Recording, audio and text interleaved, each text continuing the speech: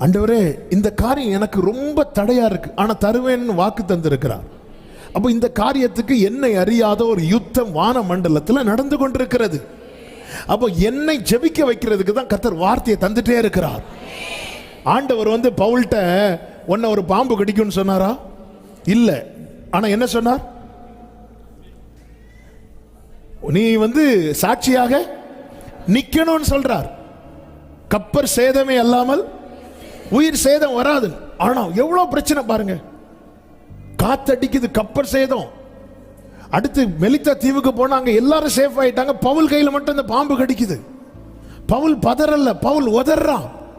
ஏன்னா அவனுக்கு தெரியும் என் மேல திட்டம் இருக்கிறது, என் மேல கர்த்தருடைய வார்த்தை இருக்கிறது, நான் அவருக்கு மிகவும் பிரியமானவன்.